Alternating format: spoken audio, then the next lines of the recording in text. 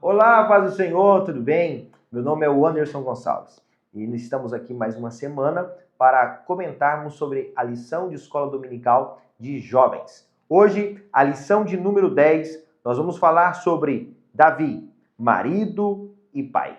Na verdade, a vida de Davi nos traz importantes lições, sejam boas ou sejam algumas desagradáveis. Entretanto, sempre nos ensina algo. Quando chegamos ao texto principal, diz: porém, eu e a minha casa serviremos ao Senhor. Josué, quando escreve isso, o capítulo 24, versículo 15, ele entende que o êxito do seu ministério e da sua chamada estava em sua casa, sua família, servir ao Senhor. Dessa forma, professor, inicie sua aula dizendo aos jovens sobre a importância das decisões do casamento, porque isso fará com que sua casa sirva a Deus e no futuro também os seus filhos. Chegamos ao resumo da lição que diz: tanto os erros de Davi quanto os seus acertos nos ensinam e nos trazem grandes ensinamentos e nos convidam a importantes reflexões. Quando nós olhamos para o resumo da lição, nós percebemos aqui uma análise de acertos e de erros. Ou seja, quando nós observamos a vida de alguém e percebemos as suas falhas e os seus acertos, tomamos algumas decisões de seguir as atitudes que levam aos acertos e de abandonar todas as ações que levam ao erro. Quando chegamos à leitura semanal, percebemos em 1 Timóteo 5:8, fala sobre a importância, o cuidado da família. Aqueles que não cuidam de sua família é pior do que o infiel. Quando olhamos para a Bíblia, observamos que os filhos, eles são herança do Senhor. A família, ela é herança do Senhor. E para isso, a Bíblia também nos diz em Efésios capítulo 6, versículo 4, Paulo escrevendo aos irmãos em Éfeso, ele traz importantes lições, tanto do comportamento dos pais quanto do comportamento dos filhos. Isso revela que a família, ela é um projeto de Deus. E esse é o principal objetivo dessa lição, entender que a família é um projeto de Deus. Quando chegamos à introdução, lemos: nós nos debruçaremos sobre episódios familiares, pouco encontrados como exemplos positivos. Ou seja, nós vamos encontrar alguns tropeços de Davi, seja como esposo, pai. Porém, nós encontraremos aqui valiosas lições que, se aplicarmos nas nossas vidas, com certeza evitaremos grandes erros para a nossa história. Chegamos no ponto primeiro, que fala sobre família, um projeto de Deus. Nesse aspecto, vamos analisar que Davi ele foi um homem íntegro, um homem fiel a Deus, um homem humilde e um homem herói da fé. Porém, quando nós olhamos para as suas atitudes, percebemos que ele era avesso ao diálogo em família. Ele buscou o adultério. Ele foi omisso na educação de seus filhos e eles tiveram atitudes reprováveis. Quando nós falamos sobre isso, nós não apenas tratamos dessas atitudes de Davi com o objetivo de difamá-lo ou que a sua imagem seja manchada. Não. O objetivo dessas lições é para que nós melhoremos o nosso comportamento a fim de que o jovem cristão tome boas decisões e evite grandes erros. Quando chegamos ao segundo ponto, fala a família, nossa base. Nesse sentido, quando nós olhamos para a lição, percebemos que a família ela é a nossa base e nos permite vivenciar e experimentar sentimentos, respostas e apoios que não teríamos de forma tão espontânea em outros lugares. Ou seja, a família é o ambiente onde nós conseguimos nos estruturar psicologicamente, emocionalmente, fisicamente. Lá nós, através da nossa família, nós encontramos bases firmes para que nós possamos ter uma trajetória de firmeza, de equilíbrio e de conquista num mundo tão desafiador como o nosso. Quando nós olhamos para a família, que é a base, nós descobrimos que nela nós temos jornadas diárias, ou seja, recebemos da nossa família heranças familiares, tais como pensamentos, capacidades e forma de ver e interagir com o mundo. Ou seja, Precisamos ter uma família equilibrada, a ponto de que a nossa postura seja com edificação. Dessa forma, somos abençoados e abençoamos as nossas famílias. Por que é interessante analisar esse ponto, professor? Porque quando nós temos uma boa base familiar, nós nos desenvolvemos em outros ambientes. Nesse sentido, diga ao jovem sobre a importância de manter vínculo com seus pais, com seus tios e com aqueles que são seus familiares, a fim de que sua estrutura seja firme e que Deus o abençoe em todos os desafios da vida. Mas diga também ao jovem que não tem uma estrutura familiar firme para ele buscar de Deus sabedoria, a fim de encontrar pessoas que possam lhe ajudar a ter desenvolvimento, capacidade para vivenciar e viver os desafios que o mundo propõe. Chegamos ao terceiro ponto, que diz uma família para a glória de Deus. Quando observamos o padrão de família, nós olhamos para Deus e Deus é que dá as diretrizes divinas para a família.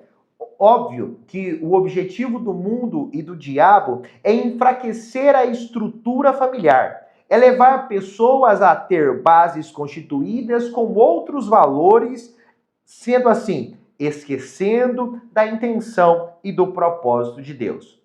Porém, nós como cristãos que somos, temos que entender que a família ela é feita para a glória de Deus. Ou seja, a tentativa do maligno será sempre destruir a família, mas o projeto de Deus é que a família se mantenha unida. Devemos nos sujeitar à palavra e seguir atentamente os seus desígnios. Se assim fizermos, a nossa família será para a glória de Deus e o nome de Deus será louvado através de nós e da nossa casa.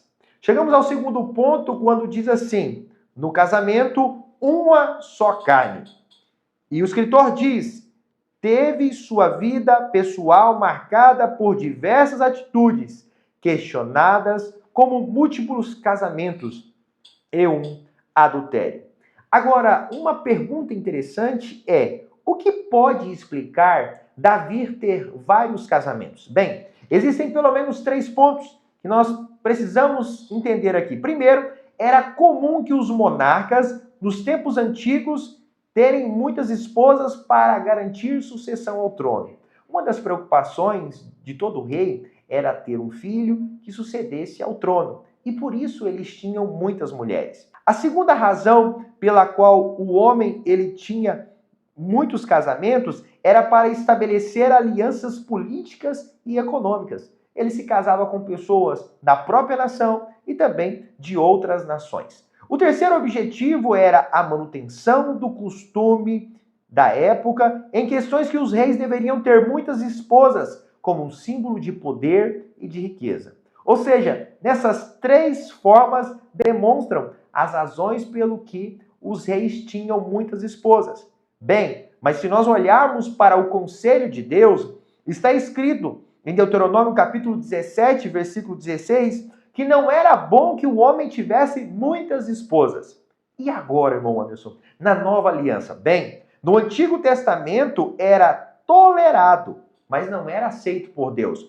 Agora, na nova aliança, no Novo Testamento, há monogamia, ou seja, uma só esposa. O casamento é uma só carne e uma só esposa, um só esposo. Segundo, um casamento à luz da Bíblia. Deus olhou e diz: não é bom que o homem esteja só. Gênesis capítulo 2, versículo de número 18. A solidão não combina com o ser humano. Somos sociais em nossos relacionamentos, celebramos os propósitos de Deus para com as nossas vidas. Ou seja, em toda vitória, em toda conquista, nós precisamos de pessoas ao nosso lado para celebrarmos juntos. E é por isso que nós precisamos sempre estar rodeados de pessoas e também ter um relacionamento de casamento.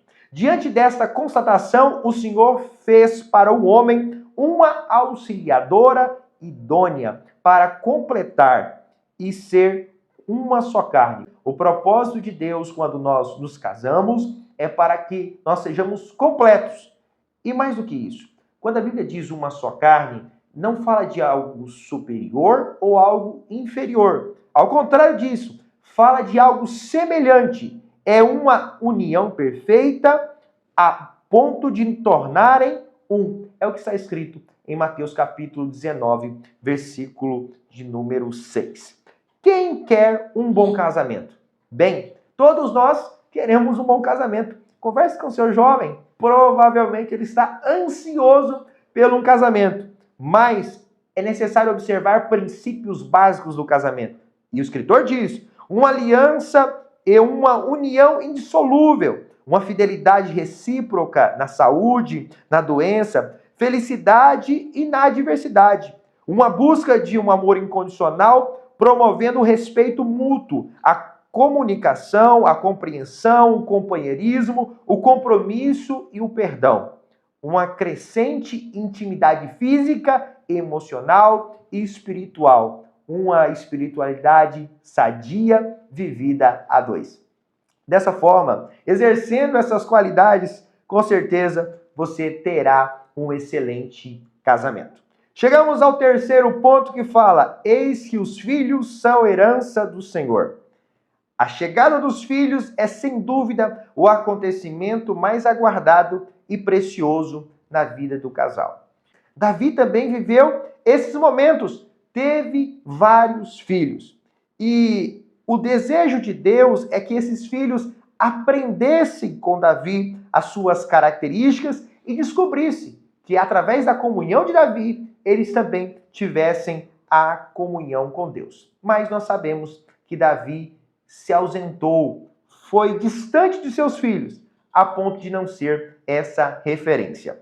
Chegamos ao segundo ponto, quando diz: consequências de uma paternidade disfuncional. Ou seja, por causa dos comportamentos de Davi, houve muita tristeza e frustração.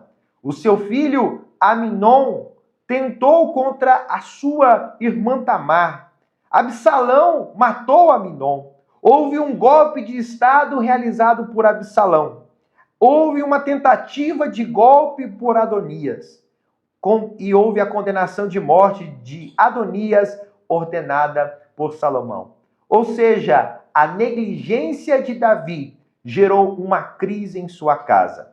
Nesse sentido, oriente ao jovem sobre a importância de, quando ter filhos, ter tempo de qualidade, ser modelo, ser alguém que gere inspiração ao seu filho, a fim de que seu filho se inspire através da vida do seu pai.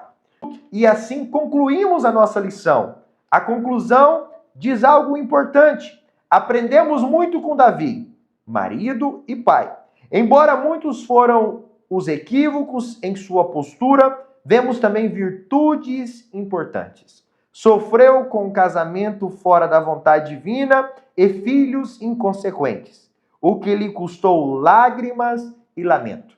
No entanto, sempre teve uma postura amorosa para com seus filhos e sincera com as suas esposas. Além disso, independente de suas falhas, teve um coração contrito e sedento por Deus, um bom exemplo para nós. Que essa aula sirva de reflexão ao jovem que você está ministrando, professor, a tomar boas decisões e que o seu futuro seja um futuro de alegria com decisões bem tomadas. Boa aula, Deus te abençoe e até a semana que vem.